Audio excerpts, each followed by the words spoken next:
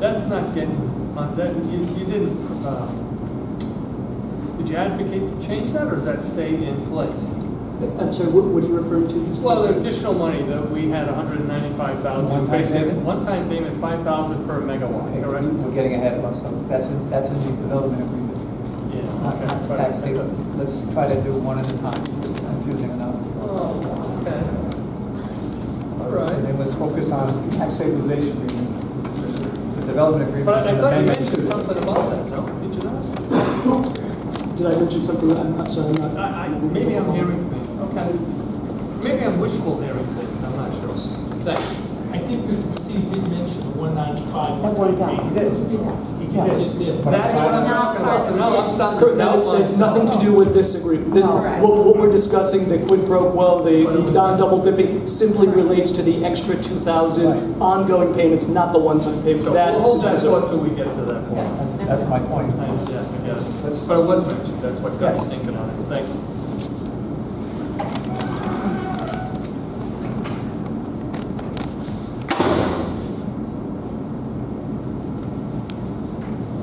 Any other comments? I have a question. Hello? Okay. Increasing the reduction in the nameplate capacity. So we know that this is not going to increase. Yeah, I saw I meant to direct it to you. So we know that this isn't going to increase because if it gets any higher, you're going to have to go for special approval. So you're not going to go over 40. What are the odds that it decreases? Because all it says is commercial operation date. And I know the project's gone down because of adjustments made to planning, et cetera, and design. But what do you have? So I'm just trying to follow Sure. I'm kind of happy to bounce answer. line. But So my you don't understanding- have signed papers now. When do you get the signed purchase power agreement, and when will that nameplate capacity be finalized? It's the interconnection service agreement with National Grid, and my understanding from both the developer and recent conversations and meetings we've had with National Grid is that it is highly unlikely that we'll go up or down. It's pretty much pegged at 38.4. But that number is determined at the tie-in time. It's determined by National Grid based on what they put in the interconnection service agreement, which we're being told will be 38.4. But it's So done at the tie-in time. We won't know that until the project is complete and tied into the grid. So the interconnection service agreement will actually be even earlier than that point. Okay.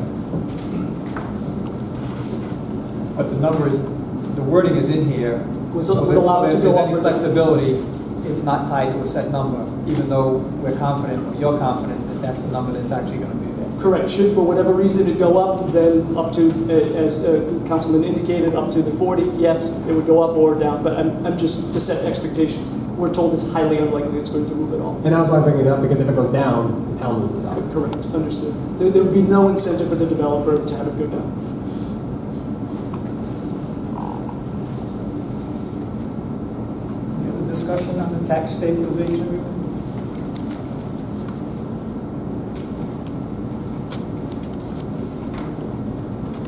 Is there a motion to approve tax stabilization agreement between GDIM 129 LLC in the Town of North Smithfield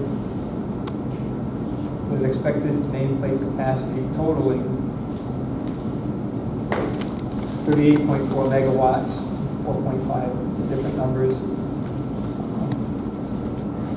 With a tax payment by the Office of Energy Resources of $5, with additional payments of $2 per kilowatt.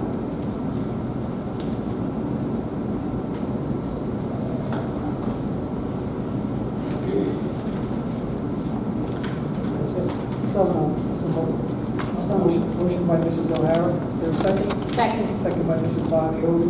Mr. President, before you vote, because you have voted it, obviously the final language with regard to adjusted, when you talked about with regard to a change in the assessed value based on state law, there's going to be some language in there that you want to authorize us to look at.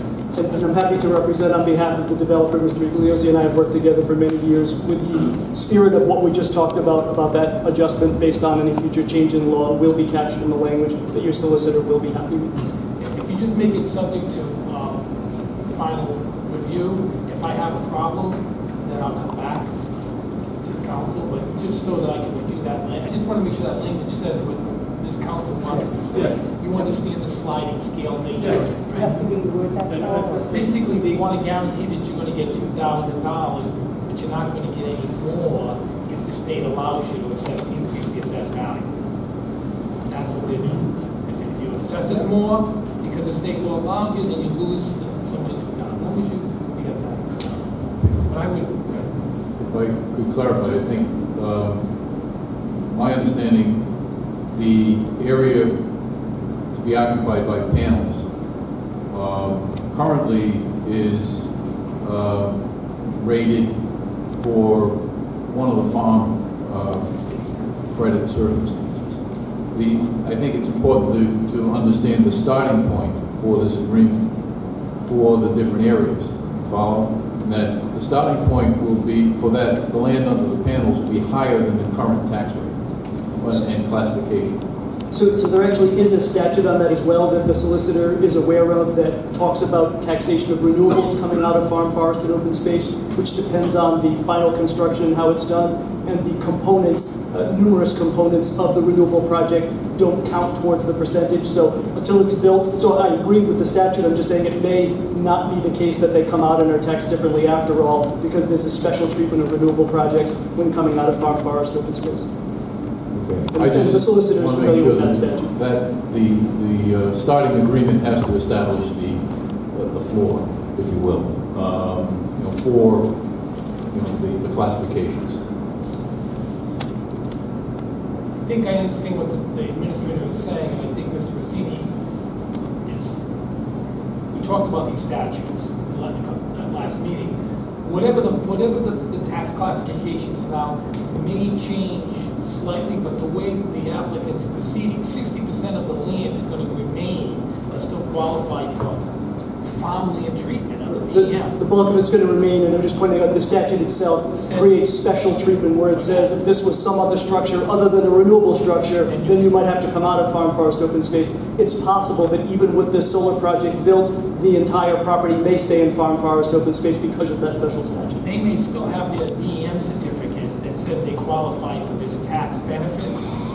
I'm just going to make up the number, whatever that number is, and this project will not pull it out of that classification, whatever you want to, classification. No matter what the state does, this remains open space, Right, because this OSFF. is special because of the way it was put in. It wasn't farmland designation. Now, farmland or open space? I want to say it's open space. Open space. Farmland, open space, or the one Forest. forest. If you have one of those three categories, you have this, you can get a certificate from DEM that the tax assessor must take into It consideration. reduces the tax liability on the Significantly per acre. Like I use my example, like $500 an acre instead of maybe $100,000 an acre. I'm making up. But I am in agreement with Mr. Uzowski. The point is, whatever it is, when it's built, it is, and that's the starting point. At the point that the panels are there, Correct. we Which have is- to recognize that as the beginning. That's the Correct, which is the only that's time we would the know assessment. That's the whether it's going to assessment. come out of farm, forest, open space. So Thank you. I agree. Just for redundancy, so when this draft is done, of course, it'll be disseminated to us, it's a public record, it will be posted on the town's website for people to see. Is that correct, Administrator, to be able to have that happen? Thank you.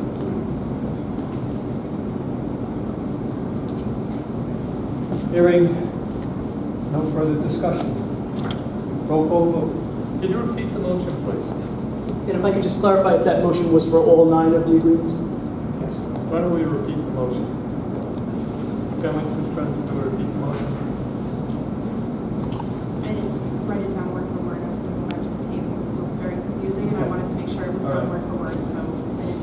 Before you do I that, was looking- before you restate the motion, with regard to the 10-year option renew, I just want to put on the record, at the time that it goes to renewal, if that council, whoever that council may be, will have to do another public hearing on that renewal process. So we should, there'll have to be any of the. But it's the town's option, the town's option is for 10 years, it's not. By our statute, we can only give this 10 years. agreement for 10 years, so it requires a public hearing. Can it change at the 10 years? No, this deal, the only reason why we're doing it 2 10-year options is Right. because We our can't do it. statute doesn't allow us to Right. sign this agreement for more than 10. You can just extend the term for 10 more years, That's so all. whatever term we agree to is. be extended. It really should be a formality at that point in time, but unless we change the order, unless we change the state law, we're gonna have to have a public hearing on it. After those 10 years, then you can negotiate a new agreement. Well, that's, But they're still around, kind of like they've done in Bellingham and Blackstone, where you've seen it, where they have 20-year tax stable or tax pilot program. This would have After been the time is up, a 20-year agreement Right. if we had the authority to do it, we don't. That's why it's 10 to 10. No, I was looking for a motion on, for tax stabilization agreement between GDIM 1 through 9 LLC and the Town of North Smithfield with nameplate capacity totaling 38.4 megawatts, with one being 4.05, two 5.85, 3 2.1, 4 6.6, 5 2.7, 6 3.45, 7 4.20, 8 6.3, and 9 3.15, for a total of 38.4, with a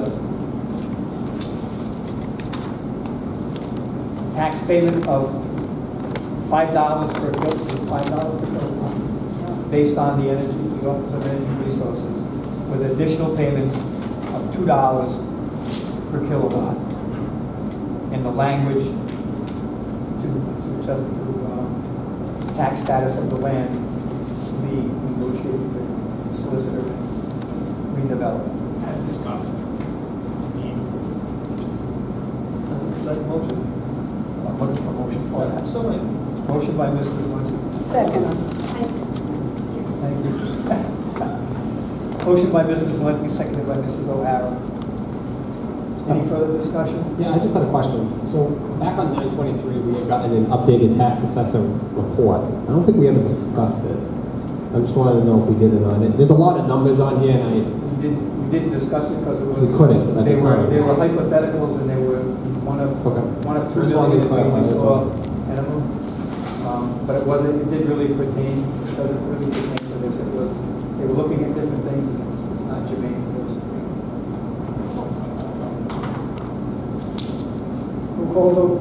Mrs. Barnamoli? Yes. Mrs. O'Hara? Yes. Mr. Rozier? No. Mr. Zalinski? Yes. Mr. Vannen? Yes. Now we go on to the development agreements between Redevelopment LLC, GDIM 1 through 9 LLC, and the Town of North Smithfield. Again, I think we can make the assumption that we all agree that 1 through 9 are basically the same. Nameplate capacity changes, which would make numbers change. So we'll look at development agreement number 1, 4.05 megawatts. One-time development payment, in this case of $20,250.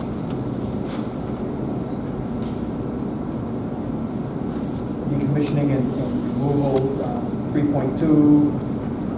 There's a number here of $5,000 per megawatt. Nameplate capacity for removing the improvements to personal properties. That's what's in there now. I know it was mentioned at the public hearing that the one-time development payment may be increased, or could be increased. Or in kind? Or not in kind, excuse me, Or or the the- services. I think it would be either or. If you'd like to address that, we appreciate it.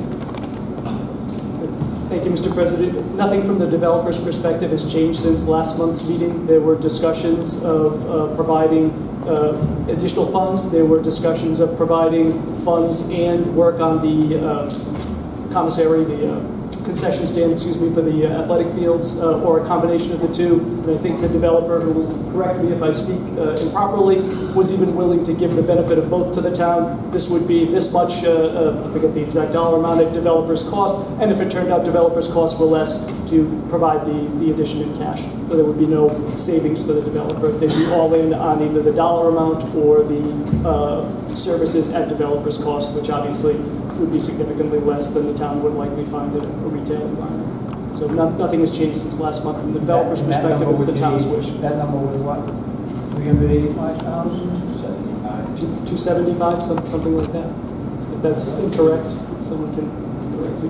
And could we clarify that it's not just a concession stand, above all, their bathrooms? That's what they really should be focusing on. Please, This is around. because people say, boy, what are we going to sell there? It's If building- that so happens, It's building facilities. I think. facilities that's well needed for our team players and for our senior citizens and for everything.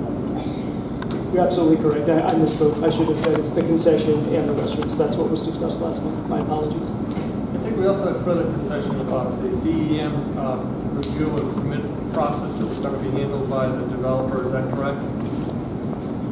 And I think we also discussed, and I just want to make sure that $275,000 is going to be put into an interest-bearing account so that in case for some unforeseen reason the developer cannot build the restrooms and concessions, that money would be used. And it was my concern that I don't even know if that's enough if we have to do prevailing wages act, but we're hoping this comes to fruition and you can come to 275 and get that money back.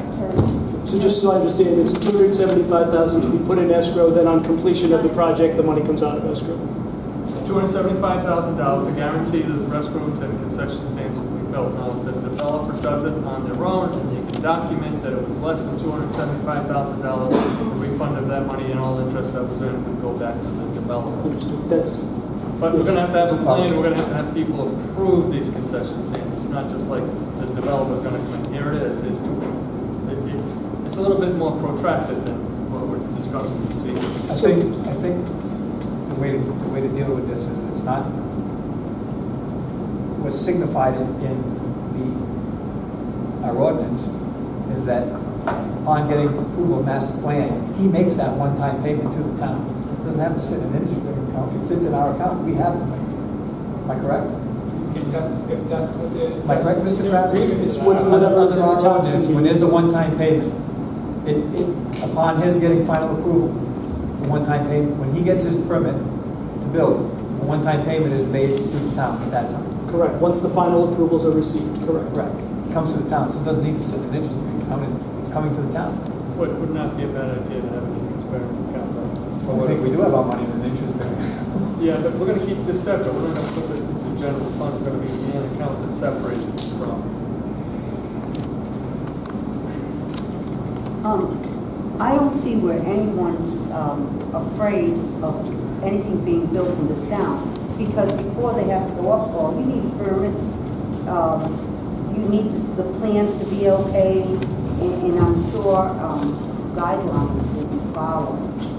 It's like, this is the way it's done.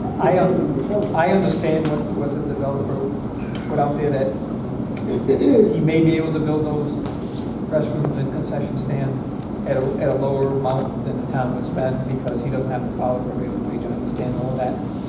I think the discussion here, though, is under this agreement, we can't get into how we're going to spend that money.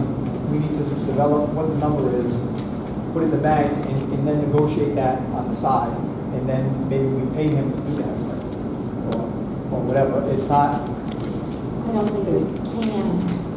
I don't think that we can say to them, well, we want X or Y, and if X is less than Y, we get the difference. I don't know if we can do that. I think we can't spend the money that we don't have. We need to, the agreement needs to state how much money is coming to the town. Well, And then we can decide. Let's be careful. So, Mr. President, just for my sake of understanding, David, can you get a little closer? for my understanding, do we need these 9 agreements based upon a megawatt contribution? Anyone to determine the one-time payment, or should it just be one development agreement that cross-reference them all for a total payment of $275? I don't know. I'm seeing that we're leaning towards a payment of $275 with a specific goal in mind, as opposed to these agreements talk about $5,000 a megawatt. Only, and that's a very legitimate question.